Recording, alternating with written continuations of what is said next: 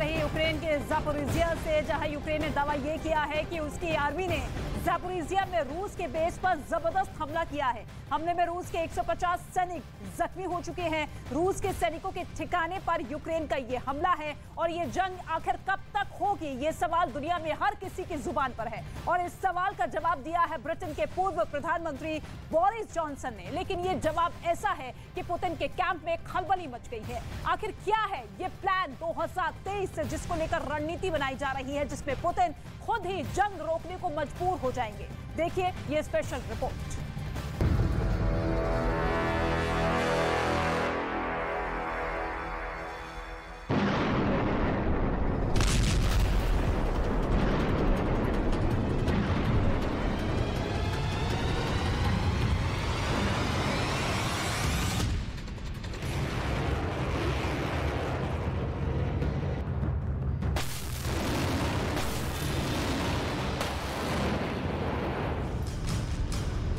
जिसका डर था वो होने वाला है। जिस हथियार का इंतजार ज़ेलेंस्की तहे दिल से कर रहे थे, वो अब मिलने वाला है।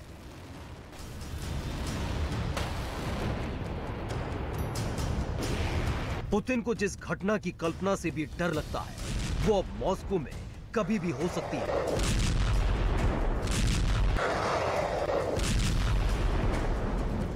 जिस दिन से वर्ल्ड वॉर की शुरुआत हो सकती है, वो दिन और वो तारीख कभी भी तय हो सकती है। ये सारी बातें कोई पहेलियां नहीं है और ना ही ये कोई रहस्य है। दरअसल रूस और यूक्रेन अब एक ऐसे युद्ध की तरफ बढ़ रहे हैं जहां घाव सिर्फ यूक्रेन को नहीं, रूस को भी लगने वाले हैं।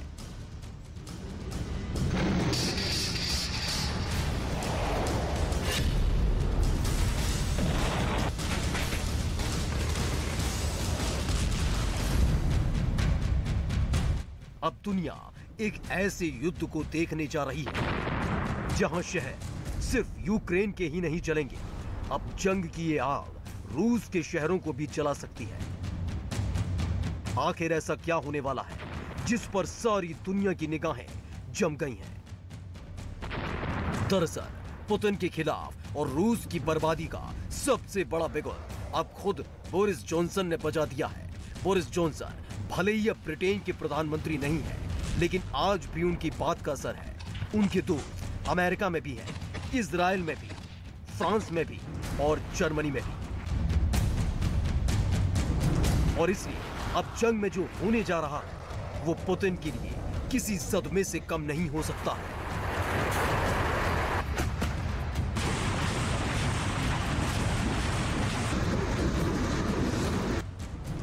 दरअसल बोरिस जॉनसन ने एक मशहूर पत्रिका में लिखा है और उस लेख में उन्होंने साफ साफ ये बात कही है कि पुतिन की दहशत खत्म करने के लिए और जंग रोकने के लिए अब सिर्फ और सिर्फ एक उपाय बाकी रह गया है और वो उपाय है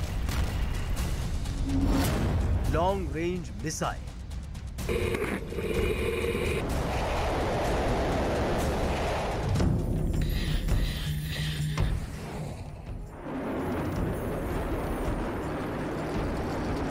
यूक्रेन को लॉन्ग रेंज मिसाइल देने का सीधा सा मतलब यह है कि यूक्रेन रूस के अंदर मिसाइलों के जरिए हमला कर देगा।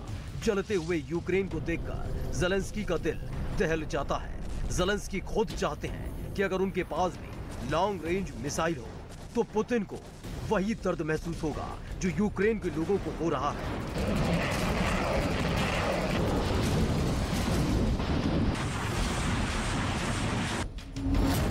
बोरिस जॉनसन के मुताबिक युद्ध को जल्द से जल्द समाप्त करने के लिए यूक्रेन को लंबी दूरी की मिसाइल प्रणाली सहित बेहतर हथियार दिए जाने चाहिए। बोरिस जॉनसन के मुताबिक ज़ेलेंस्की को ड्रोन, एंटी जेट मिसाइल, बख्तरबंद गाड़ियां और टैंक के अलावा लंबी दूरी तक मार करने वाली HIMARS मिसाइलें भी देनी चाहिए।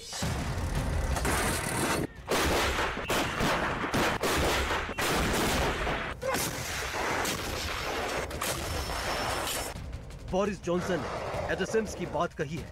ज़ेलेंस्की लंबे अरसे से यही मिसाइल बाइडेन से मांग रहे हैं क्योंकि ये मिसाइल 300 किलोमीटर तक यानी रूस के अंदर तक मार करने में सक्षम है। पहले अमेरिका ने यूक्रेन की इस मांग को मानने से इनकार कर दिया था, लेकिन अब हालात अलग है। यूक्रेन ने अमेरिका से लंबी दूरी तक मार करने वाली MRLS यानी long range multiple rocket launch system की भी मांग की है। खास बात यह है कि इसको हाइमार्स से भी लॉन्च किया जा सकता है।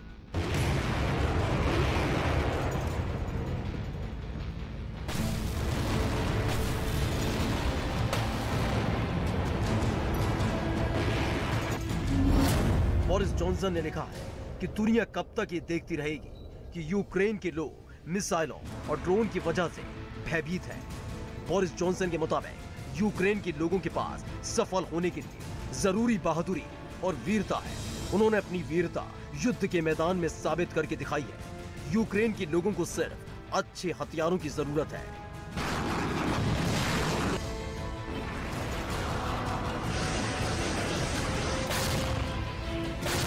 बोरिस जॉनसन को लगता है कि अब ये वक्त आ गया है कि पश्चिम के देश पूरी ताकत के साथ यूक्रेन के साथ खड़े हो जाएं। बोरिस जॉनसन ने पुतिन के बयानों पर भी पलटवार किया है। दरअसल पुतिन ने ये बयान दिया था कि यूक्रेन का स्पेशल ऑपरेशन लंबा चल सकता है।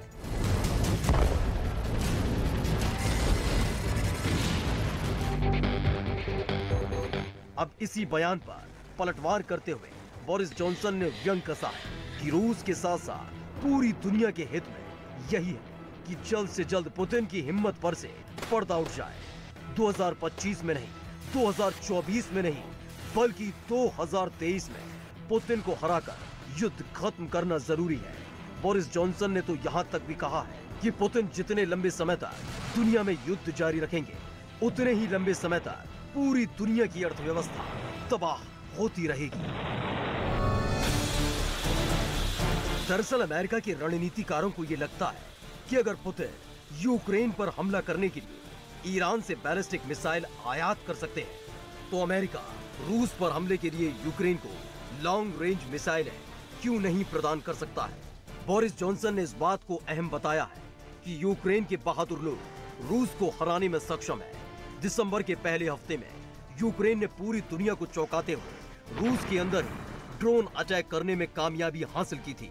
तब पहली बार यूक्रेन ने रूस के एयर डिफेंस सिस्टम की पोल खोल दी थी, क्योंकि यूक्रेन ने लगातार दूसरे दिन रूस में घुसकर उसके एक वायुसेना अड्डे को निशाना बनाया था।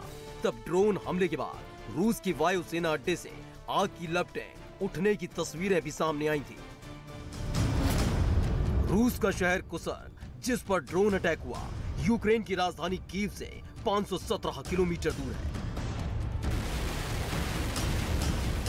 यूक्रेन के हमले में रूस के 3 लोगों की मौत हुई थी।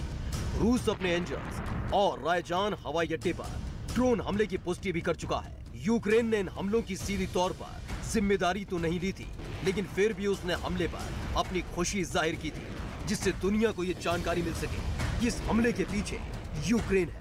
सबसे बड़ी बात यह है कि अमेरिका ने यूक्रेन के इस हमले पर उसकी पीठ थपथपाई है। दुनिया की एक बेहद प्रतिष्ठित मैगजीन ने एक खबर दी है कि अमेरिका का रक्षा विभाग यानी पेंटागन अब रूस के अंदर गहरे लक्ष्यों पर लंबी दूरी के हमले शुरू करने की यूक्रेन की योजना का समर्थन कर सकता है। पेंटागन के अंदर अब ये विचार हो रहा है कि रूस ने जिस तरह बिजली घरों पर हमला करके यूक्रेन के लोगों को तकलीफ पहुंचाई, उससे दुनिया का जनमत अब रूस के खिलाफ है और अब स्थितियां पहले के मुकाबले बदल चुकी हैं। रूस की विदेश मंत्रालय की प्रवक्ता मारिया ज़खारोवा पहले ही बयान दे चुकी हैं कि अगर अमेरिका यूक्रेन को लंबी दूरी की मिसाइलों की आपूर्ति करने का फैसला करता है, तो ये रेड लाइन को क्रॉस करने वाला और रूस और अमेरिका के बीच सीधी जंग का सूचक होगा।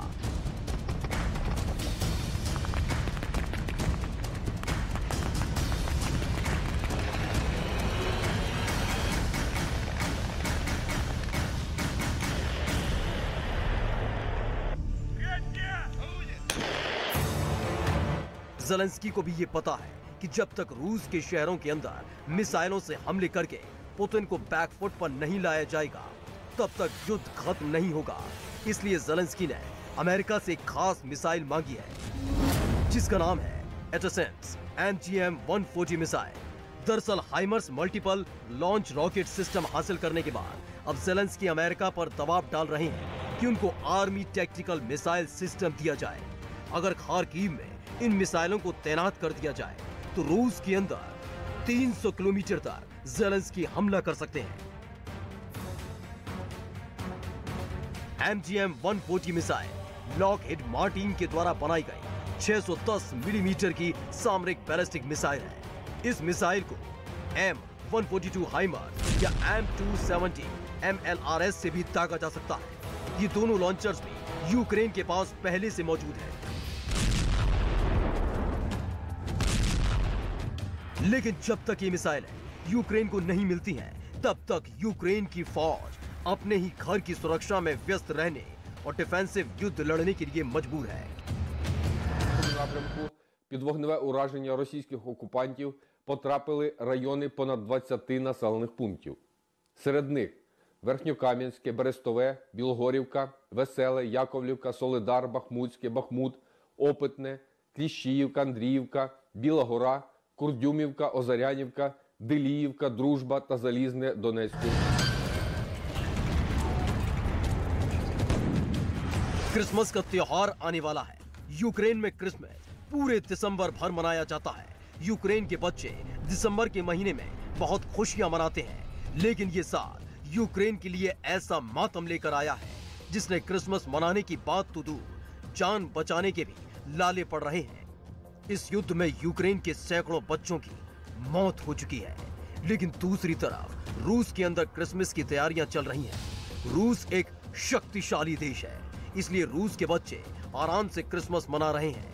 लेकिन ऐसी किस्मत यूक्रेन के बच्चों की नहीं है। वही बर्फ जो यूक्रेन के अंदर मिसाइल की तरह लोगों को तड़पा रही है, उसी बर्फ से रूस के बच्चे खिलौने की तरह खेल रहे हैं।